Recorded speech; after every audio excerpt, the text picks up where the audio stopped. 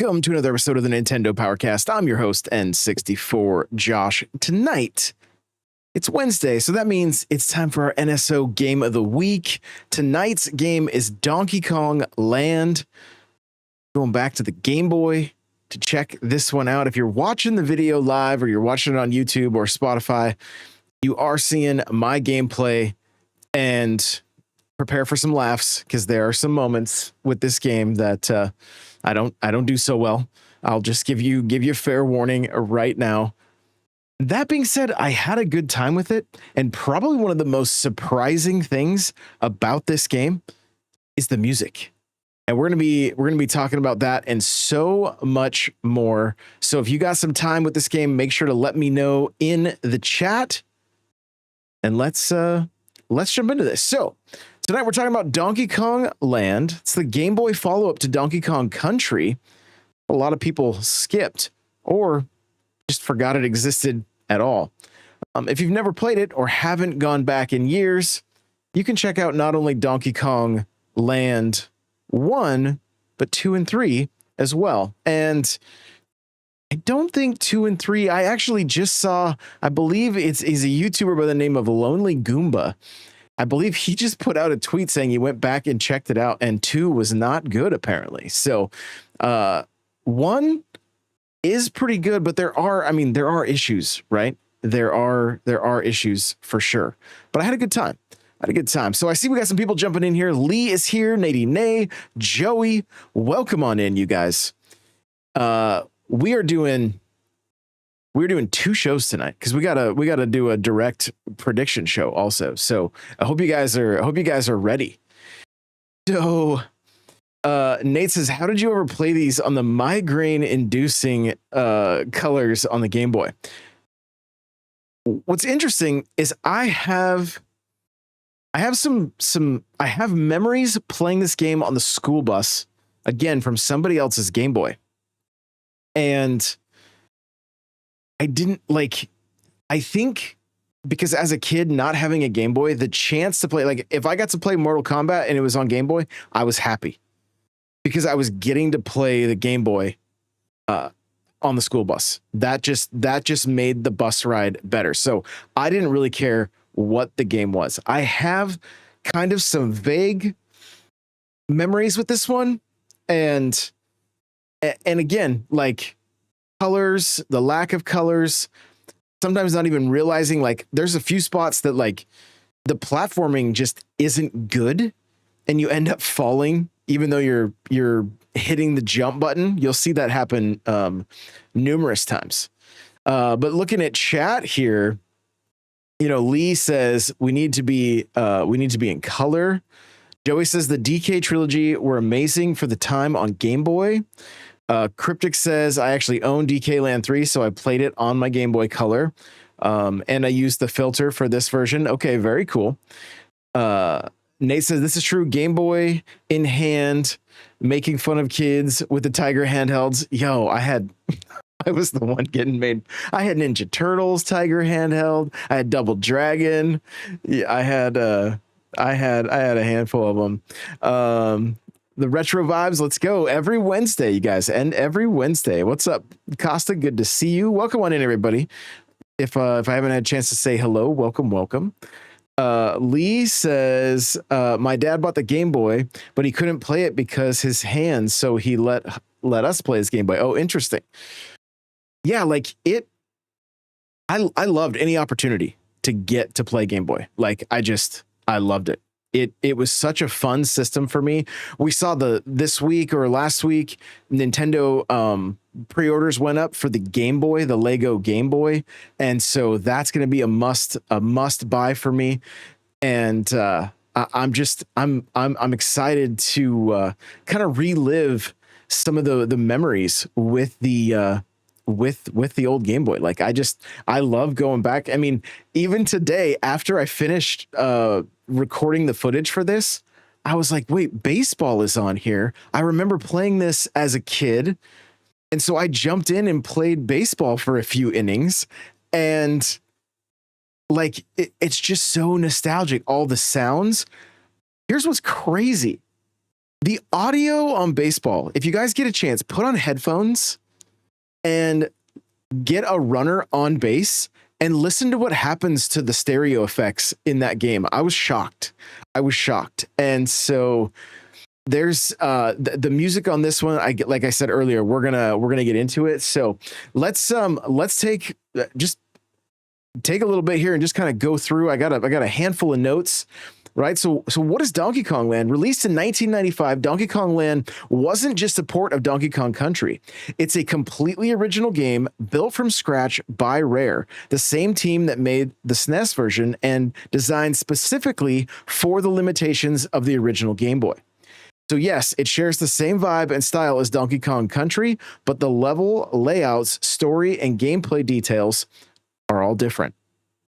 Rare's hardware puzzle. This was a pretty bold move. Rare had just set the world on fire with Donkey Kong Country's cutting-edge graphics, so expectations were high. But here, you're working with a screen that is black and white, tiny, blurry, and had a resolution of 160 by 144 pixels. They had to rethink everything. Enemy designs needed strong silhouettes. Levels were slowed down to match the screen's response time. Platforming challenges had to be readable without color. And they pulled it off. Let's talk real quick about the cartridge. The cartridge itself, yellow. One of the most memorable things about Donkey Kong Land was the bright yellow cartridge. It really wasn't something you could see from the store shelves because it was obviously in the box, but open that thing up and all of a sudden, wait, this isn't just the regular gray cartridge that I'm used to seeing. This is this is like a Pokemon game, right? This is like a Pikachu, like the Pikachu Pokemon Yellow cartridge. Like, what's going on here? And fast forward few years later, they released Donkey Kong 64, has the same yellow cartridge going for them. So I just that kind of stuff, those little details. I mean, it goes all the way back to the Legend of Zelda and the gold cartridge, and just like it made that time in gaming just that much more special. So Nate says, I miss Rare Magicians. Yes. Yeah, it was the good old days for sure. I mean, I think I even had, I could be, I mean, I know Perfect Dark was on Game Boy, and I want to say Killer Instinct. I know Mortal Kombat was for sure. Like, it was kind of crazy, some of the games that were ending up on Game Boy, but they did it. And honestly, playing Donkey Kong Land and really like putting time into it this last week. I again, I didn't spend a ton of time, but like really just kind of getting to experience it and appreciate everything that's happening. Like the fact that you can see these big, beautiful sprites, the trees, some of the background, the level, and on such a tiny screen, like on such a tiny screen. Wow. I'm seeing a little bit of shade. Cryptic says back when dev cycles weren't 8+ years. Here we go. So, and Lee is saying, what I don't understand is why they didn't make Donkey Kong Bonanza yellow. Did you guys see this TikTok this guy made? He spray painted his cartridge yellow so it would look like the older games, and it got stuck in his Switch too. And so I don't like, he may have had to send the thing in. I don't know. It was not a good, it was not good. It was not good. He spray painted the cartridge, and it messed some things up. Now I just got the game over screen. I want to point out, like, look how graphic that is. Like Diddy Kong's got like a black eye. Like they did some beautiful work with the pixel art.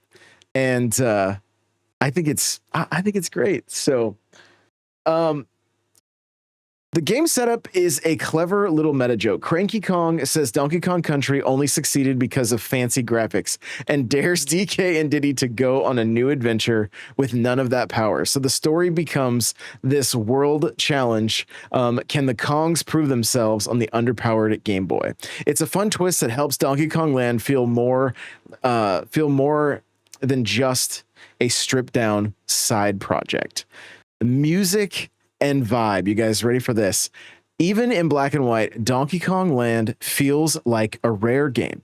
The music composed by Graham Norgate with help from David Wise captures that same jungle drum energy from Donkey Kong Country, but filtered through a chiptune lens. It's moody, catchy, surprisingly complex for the Game Boy sound chip.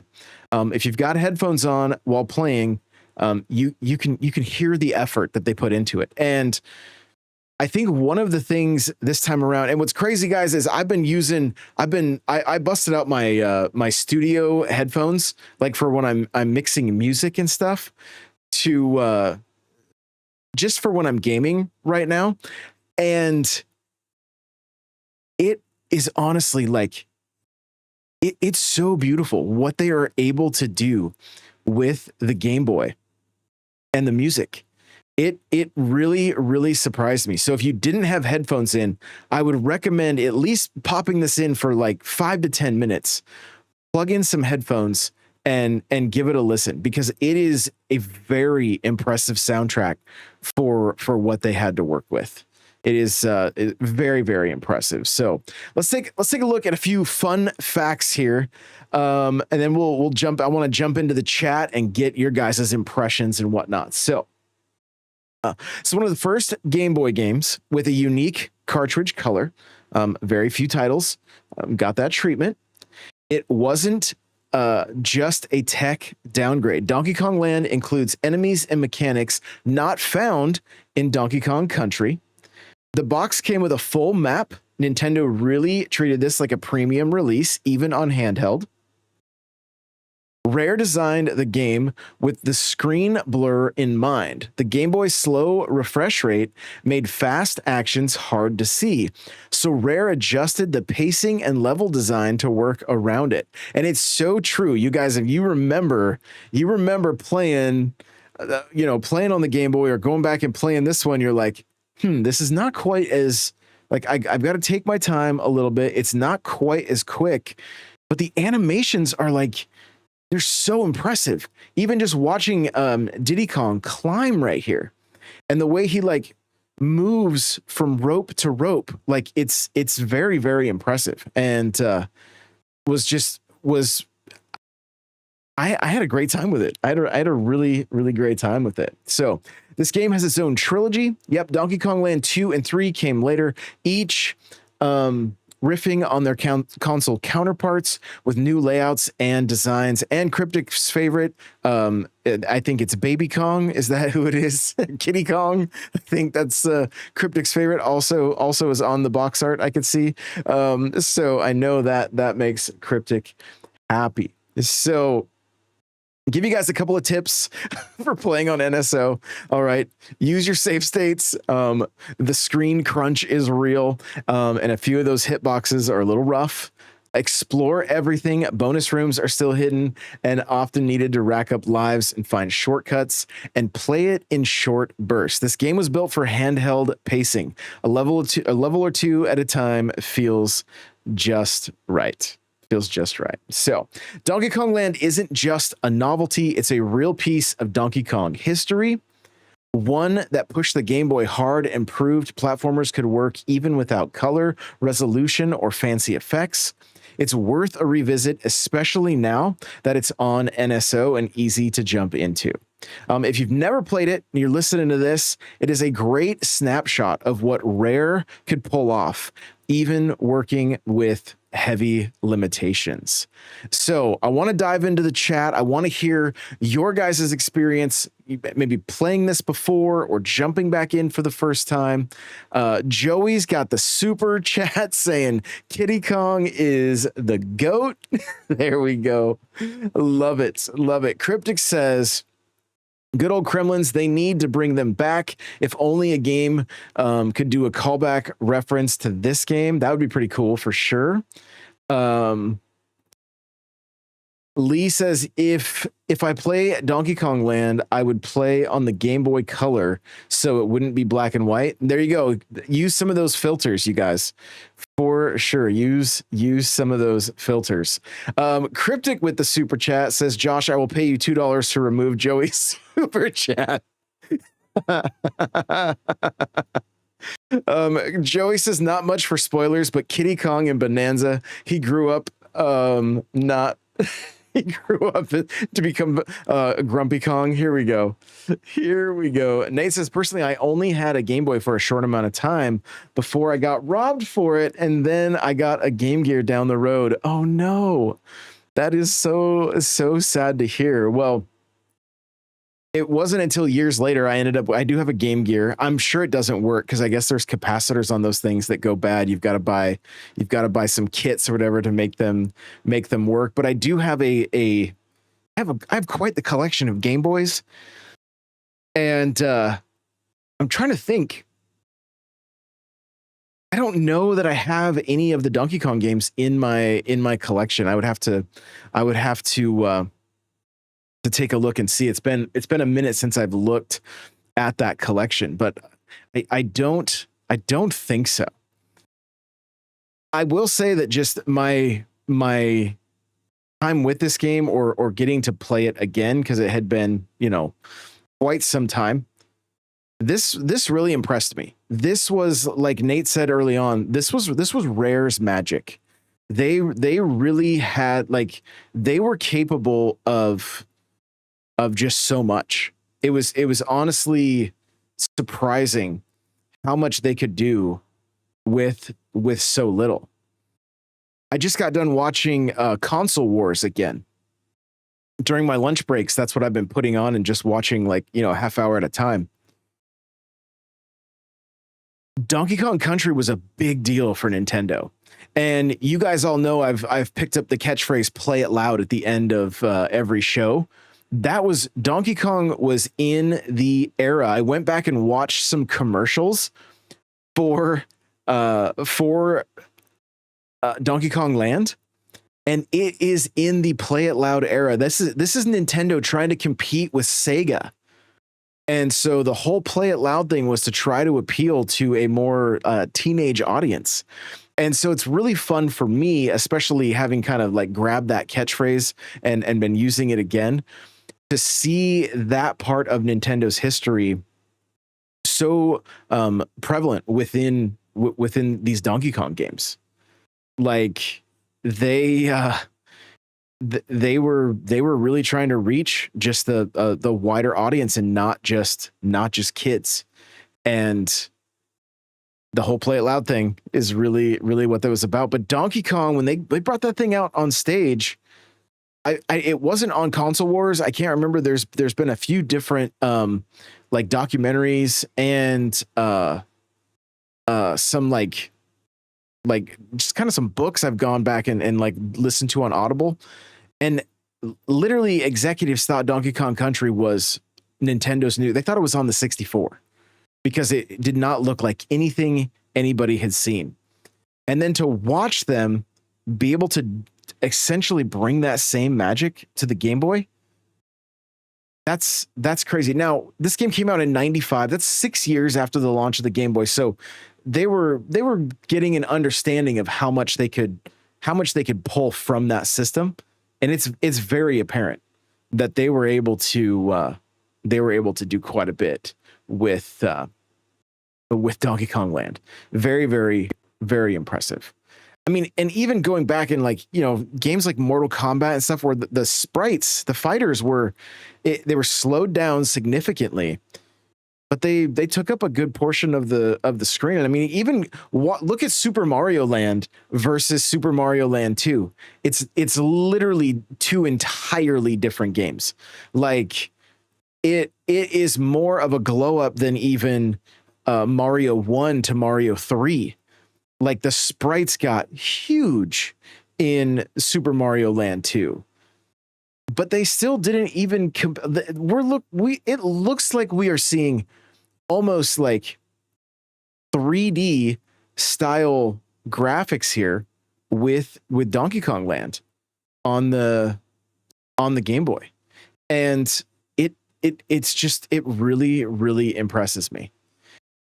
Throw the great music in with that, and I was like, this is a pretty complete package. Like if I had played this as a kid, or like, I had a Game Boy, I would have been happy to have this game in my collection, honestly.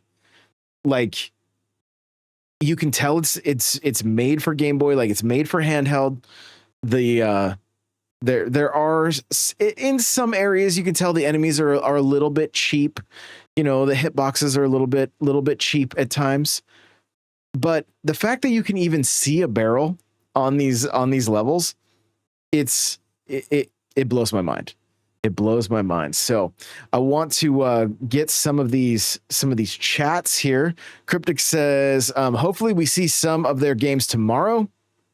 Of course, with the Nintendo Direct coming up, like Sea of Thieves or Rare Replay, that would be fantastic.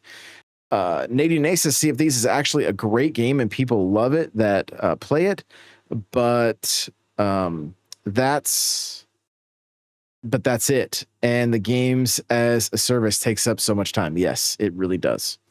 It really, really does. So I believe, do you guys remember which game? I know I was sick last week, so we weren't able to cover this game last week, but I believe, do you guys recall what game we were going to look at for this upcoming week? Was it A Link to the Past? Were we gonna jump into The Legend of Zelda: A Link to the Past?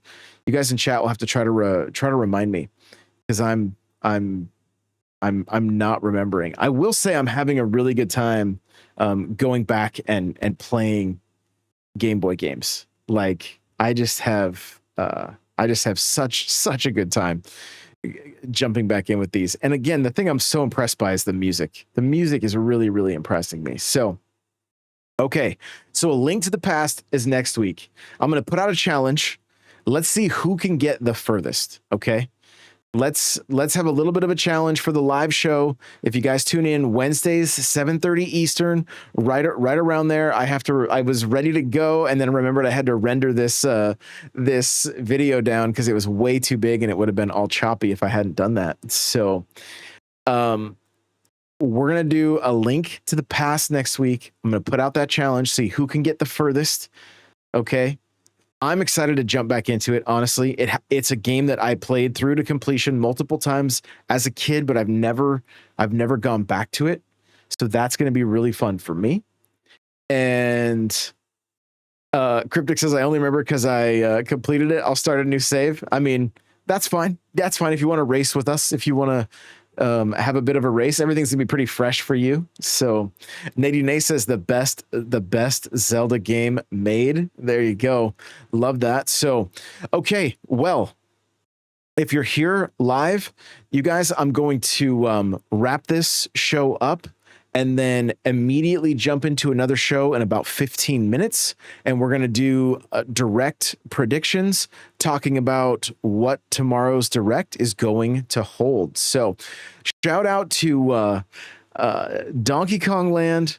Was really great getting to experience this. I would almost say again for the first time, and really kind of getting to I mean, getting to see just how much love went into this and how impressive it was. I had a really good time with it. I hope you guys did as well. And next week's game, A Link to the Past. And so we are we're gonna race to see who can get the furthest in a week's time. And I bet you a handful of us will beat it. I'm willing to bet some of us will beat it. So I don't have anybody joining me. I do not. So yeah, that's going to do it for this one, you guys. Thank you so much for being here live. I will be back in about 15 minutes or less for the next episode, where we're going to talk all about the Nintendo Direct Partner Showcase coming up tomorrow. I'll catch you guys later.